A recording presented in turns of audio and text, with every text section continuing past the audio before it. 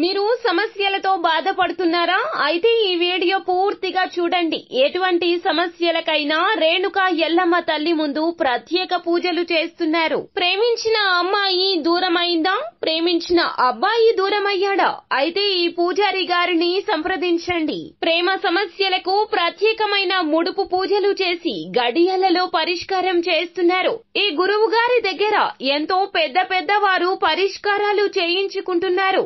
భార్యాభర్తల సమస్యలు, డబ్బు సమస్యలు, వ్యాపారంలో నష్టం రావడం, అనుకున్న పనులు కాకపోవడం, ఇంటి సమస్యలు, సంతానం లేకపోవడం, అప్పుల బాధలు, ఇంకా తీరని సమస్యలు ఉంటే రేణుకా ఎల్లమ్మ తల్లి పూజారి గారిని సంప్రదించండి. ప్రత్యేకమైన పూజలు చేసి దూరంలో ఉన్న వారికి ఫోన్ ద్వారా పరిష్కారం చెబుతున్నారు. Phone number 9515466718.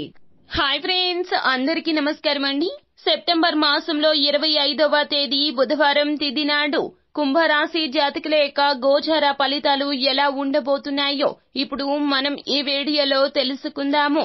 కుంభరాశి వారి జాతకులు సాయంత్రం 6 గంటలు దాటాక మీ జీవితంలో కలిగే ఈ మార్పు, పొందబోయే ఈ వార్త అస్సలు మిమ్మల్ని కూర్చొనివ్వదు, నిలబడనివ్వదు. అయితే శుభవార్త, అశుభ వార్త అనేది తెలియాలి అంటే గనక వీడియోని పూర్తిగా చూడాల్సిందే. అప్పుడే మేము ఏం చెప్పబోతున్నామో మీకు అర్థమవుతుంది. వీడియో గనక మీకు నచ్చినట్లయితే గనక లైక్ చేయండి. మీ లైక్ మాకెంతో సపోర్ట్ అండ్ ఎంకరేజ్మెంట్ గా ఉంటుంది. ఇక ఆలస్యమే లేకుండా వీడియోలోకి వచ్చేద్దాం. కుంభరాశి రాశి చక్రంలో 11వ రాశి. ధనిష్ట నక్షత్రం 3, 4 పాదములు, శతభిష నక్షత్రం 4 పాదములు, పూర్వభద్ర నక్షత్రము 1, 2, 3 పాదముల కింద జన్మించిన వ్యక్తులు కుంభరాశి క్రిందకు వస్తారు. ఈ రాశికి రాశ్యాధిపతి సాక్షాత్తు శని భగవానుడు.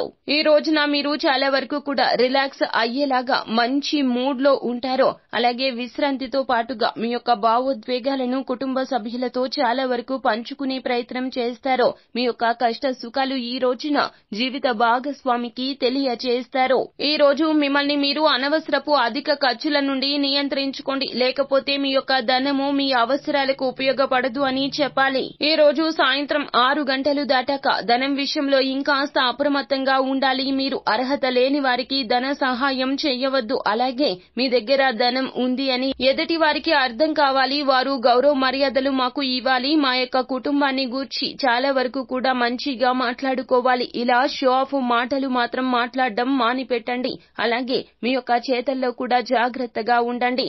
ఎదుటి వారి యొక్క మెచ్చుకోలు పొందడం కోసం మీ దగ్గర ఉన్నటువంటి ధనాన్ని తృణప్రాయంగా వారికి ఇచ్చేస్తారు. వారు స్నేహితులైనా, సహోద్యోగులు అయినా, ఎవరైనా కూడాను ఆపదలో ఉన్నాము ధనాన్ని ఇవ్వమంటూ మిమ్మల్ని రెచ్చగొడతారు. కాస్తంతసేపు మీతో కూర్చొని మాట్లాడితే చాలండి, మీ దగ్గర ఉన్న ధనాన్ని వారికి ఇచ్చేస్తారు. ఈ యొక్క తత్వాన్ని పక్కన పెట్టండి. ఈ రోజున ఈ నిర్ణయాలు మీకు అస్సలు కలిసి రావు. సాయంత్రం 6 గంటలు దాటాక ఇటువంటి ప్రత్యేక పరిస్థితులు మీ జీవితంలో కనిపిస్తున్నాయి. బంధువులైనా, మిత్రులైనా ఈ రోజున ఎవరైనా కూడాను మీ ఇంటికి వచ్చి సాయం అడిగినా, మిమ్మల్ని ఫోన్ చేసి సాయం అడిగినా కూడాను మీ దగ్గర లేవంటూ మీ స్తోమత వారికి తెలియచేయండి.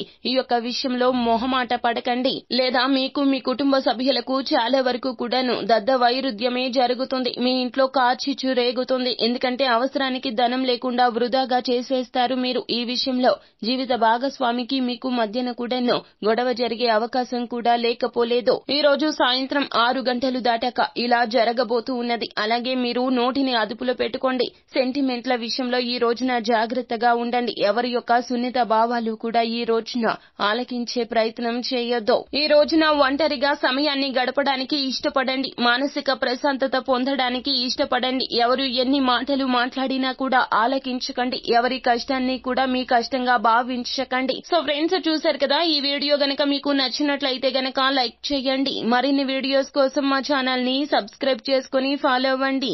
Thank you.